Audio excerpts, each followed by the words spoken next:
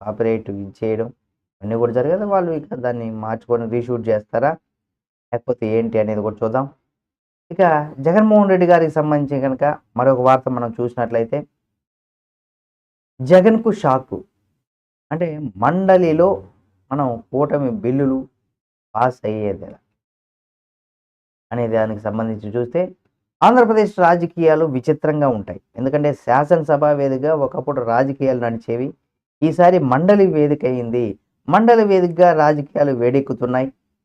జగన్ ఆలోచన బూమరాంగ్ అవుతున్నాయి. నమ్ముకున్న సభ్యులు ఆయన్ను నట్టేట ముంచేసినట్టుగా మనకు కనిపిస్తుంది. సంఖ్యాబలం ఎక్కువగా ఉన్నటువంటి మండలిలో కూటమి బిల్లులు ఎలా పాస్ అయ్యాయి? అవుననే సంకేతాలు చాలా బలంగా వినిపిస్తూ ఉన్నాయి. చంద్రబాబు సర్కారుతో నేరుగా ఫైట్ చేయలేకపోతున్నారు జగన్మోహన్ రెడ్డి గారు అని చెప్పుకోవచ్చు. నేతల్లో మీరు పోరాటం చేయండి, వెనక ఉంటానని చెప్పి తప్పించుకునే ప్రయత్నం చేస్తున్నారు జగన్మోహన్ రెడ్డి గారు అని చెప్పుకోవచ్చు. ఏపీలో జరుగుతున్నటువంటి అసెంబ్లీ సమావేశాలు ఇందుకు నిదర్శనం. ఎందుకంటే జగన్మోహన్ రెడ్డి గారు అసెంబ్లీలకు రావడం లేదు కాబట్టి, కొంతమంది వైసీపీకి సంబంధించినటువంటి నేతలు కూడా రావట్లేదు. ఒకరు, ఇద్దరు, ముగ్గురు దగ్గర 11 మందిలో జగన్మోహన్ రెడ్డి గారు తీసేస్తే 10 మంది, వీళ్ళు చాలామంది రావడం లేదు. ఇక శాసనసభ సమావేశాలు తాము రామని ముఖం చాటేసిన జగన్ మండలికి వైసీపీ సభ్యులు వస్తారని కూడా చెప్పుకొచ్చారు. అలాగే వెళ్తున్నారు. కాకపోతే కూటమి బిల్లులు వైసీపీ నేతలు సపోర్ట్ చేసినట్టు ఇక్కడ కనిపిస్తుంది. ఎలా అంటారా? అంటే తప్పనిసరిగా తెలుసుకోవాలి. మండలిలో 58 మంది సభ్యులు ఉన్నారు. అందులో 8 మంది నామినేటెడ్ నేతలతో కూడా కలిసి ఆ పార్టీ సుమారుగా 39 మంది ఉన్నారు. అందులో 31 మంది నమ్మిన బంటులను ఏరుకోరి మండలిలో పంపించారు జగన్మోహన్ రెడ్డి గారు. ఇక టీడీపీ జనసేన కూటమి కేవలం 10 మాత్రమే ఉన్నాయి. పెండింగ్లో ఉన్న ఒక 4 పీడీఎఫ్ సభ్యులు 2 ఉన్నారు.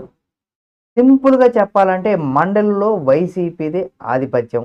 అంటే శాసనసభలో ఆమోదం చెందిన కూటమి బిల్లులు మండలిలో వైసీపీ వ్యతిరేకిస్తుంది జనరల్గా. ఆయా బిల్లులను తప్పనిసరిగా ఆగిపోవాల్సి వస్తుంది. అంటే కూటమి ప్రభుత్వం అధికారంలో ఉన్న బిల్లును పాస్ చేయాలంటే ఇక్కడ మండలి సభ్యులు తప్పనిసరిగా ఉండాలి కాబట్టి వాళ్ళ యొక్క ఆమోదం ఉండాలి. అంటే వాళ్ళ సపోర్ట్ ఉండాలి. గతంలో టీడీపీ అపోజిషన్గా అదే జరిగింది. ఇప్పుడు వైసీపీ అధికారంలో ఉన్నప్పుడు శాసన సభలో పాస్ అయినటువంటి బిల్లులు మండలిలో రద్దవుతూ ఉండే. కానీ ఆ లెక్కలు ఇప్పుడు వైసీపీ సభ్యులు మద్దతు ఇస్తున్నట్టేనా?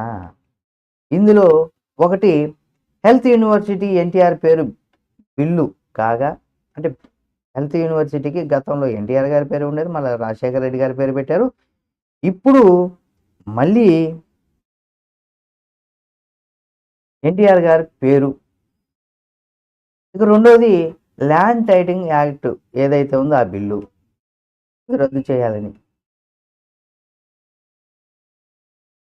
దీనికి సంబంధించి ఈ రెండాంటికి సంబంధించి కూడా అప్పట్లో జగన్మోహన్ రెడ్డి సర్కారు చాలా ప్రతిష్టాత్మకంగా తీసుకునేది. ఆ పేరును కావచ్చు, ల్యాండ్ టైటిలింగ్ యాక్ట్ కావచ్చు.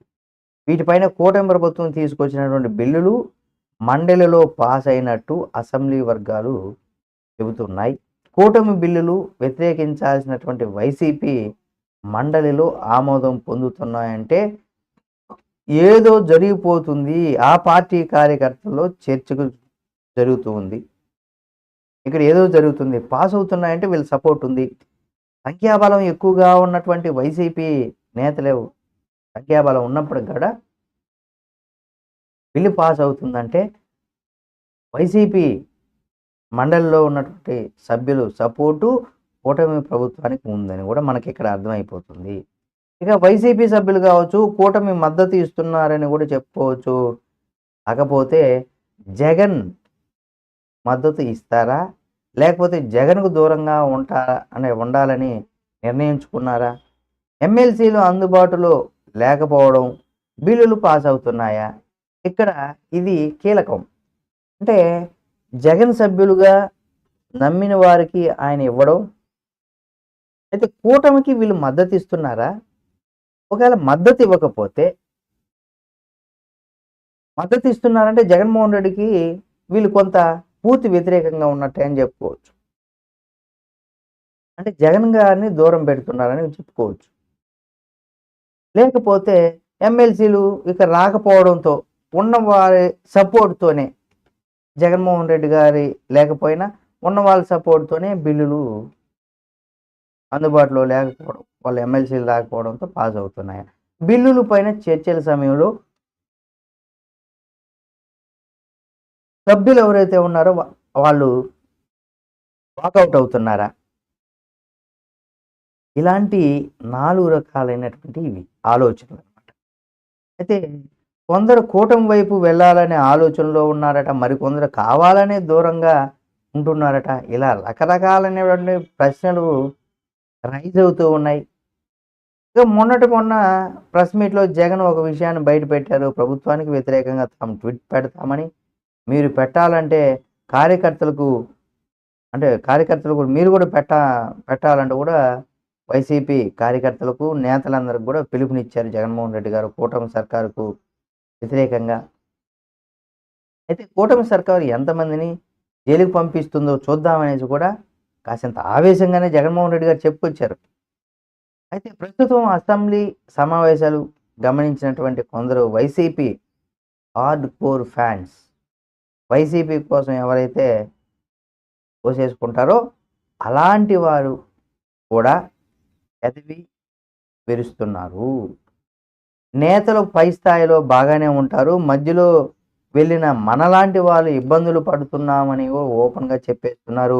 ఏది ఏమైనా జగన్ తాము తీసుకునేటువంటి గోతిలోనే ఆయనే పడిపోతున్నారు అనేది కూడా